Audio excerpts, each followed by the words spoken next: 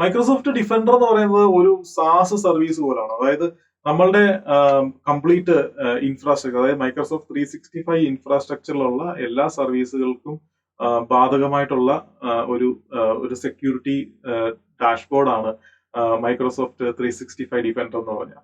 അതിനകത്ത് നമുക്ക് പല രീതിയിലുള്ള പോളിസികൾ നമുക്ക് ക്രിയേറ്റ് ചെയ്യാം. പ്രത്യേകിച്ച് മെയിൽ സ്പാമും അതുപോലെ മെയിൽ സെന്ററിന്റെ പോളിസികൾ, അങ്ങനെ കുറെ കാര്യങ്ങൾ നമുക്ക് ചെയ്യാൻ പറ്റും. അതുപോലെ ഓർഗനൈസേഷൻ ഡേറ്റ എങ്ങനെ പ്രൊട്ടക്ട് ചെയ്യാം എന്നുള്ള കാര്യങ്ങൾ.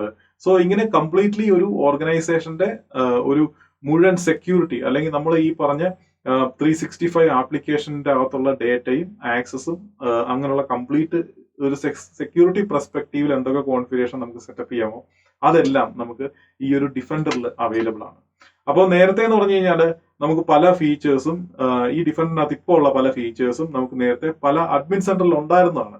അപ്പം മൈക്രോസോഫ്റ്റ് അതെല്ലാം കൂടെ കംപ്ലീറ്റ്ലി യൂണിഫൈഡ് ആയിട്ട് കൊണ്ടുവന്നിട്ടാണ് ഈ ഒരു ഡിഫൻഡർ എന്ന് പറഞ്ഞൊരു ആ ഒരു ഡാഷ്ബോർഡ് കൊണ്ടുവരികയും ആ ഒരു പോർട്ടൽ കൊണ്ടുവരികയും അവിടെയാണ് നമ്മൾ കംപ്ലീറ്റ് മൈക്രോസോഫ്റ്റ് ഡിഫൻഡറിന്റെ അകത്താണ് നമ്മൾ ഈ ഒരു സെക്യൂരിറ്റി ഫീച്ചേഴ്സ് എല്ലാം നമ്മൾ കോൺഫിഗർ ചെയ്യുന്നത്. പിന്നെ ഇപ്പോഴും നിലവിൽ ആണെങ്കിലും പല ഫീച്ചേഴ്സും ഇവിടെ അവൈലബിൾ ആണ്. അതേപോലെ തന്നെ നമ്മുടെ മറ്റ് അഡ്മിൻ സെന്റേഴ്സിലും അവൈലബിൾ ആയിരിക്കും. പക്ഷെ ആ അഡ്മിൻ സെന്റേഴ്സ് നമുക്കത് എനേബിൾ ചെയ്യോ ഡിസേബിൾ ചെയ്യോ ചെയ്യാനേ പറ്റുള്ളൂ.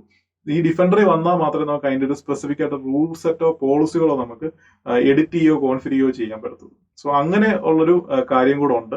അത് നമ്മൾ കൃത്യമായിട്ട് മനസ്സിലാക്കിയാൽ അറിഞ്ഞാൽ മാത്രമേ നമുക്കത് ചെയ്യാനൊക്കത്തുള്ളൂ. അല്ലെങ്കിൽ നമ്മൾ മറ്റിടത്ത് കാണുമ്പോൾ ജസ്റ്റ് ഒരു ബട്ടൺ ആയിരിക്കും എനേബിൾ ചെയ്യാനായിട്ട്. നമ്മളത് എനേബിൾ ചെയ്യുമ്പോൾ നമ്മൾ വിചാരിക്കും ഓക്കെ അത് എനേബിൾ ആയിട്ടുണ്ട്. പക്ഷേ ഏത് പോളിസിയാണ് എനേബിൾ ആയിട്ടുള്ള, അല്ലെങ്കിൽ ഏത് റൂളാണ് അപ്ലൈ ആയിട്ടുള്ള എന്നുള്ള കാര്യങ്ങൾ നമുക്ക് കൃത്യമായിട്ട് അറിയത്തില്ല. അത് അറിയണമെന്നുണ്ടെങ്കിൽ നമ്മൾ ഈ പറഞ്ഞ ഡിഫൻഡറി വന്നാൽ മാത്രമേ നമുക്ക് അത് കസ്റ്റമൈസ് ചെയ്യോ എഡിറ്റ് ചെയ്യോ അല്ലെങ്കിൽ കൂടുതൽ കാര്യങ്ങൾ ആഡ് ചെയ്യുകയോ ഒക്കെ ചെയ്യണമെങ്കിൽ നമുക്ക് ചെയ്യാൻ പറ്റത്തുള്ളൂ. അപ്പൊ അതുകൊണ്ട് ഈ ഒരു ഡിഫൻഡർ അറിഞ്ഞിരിക്കേണ്ടത് വളരെ ഇമ്പോർട്ടന്റ് ആണ് നമ്മുടെ ഈ ഒരു സെക്യൂരിറ്റി പെർസ്പെക്റ്റീവിൽ നമ്മൾ നോക്കും.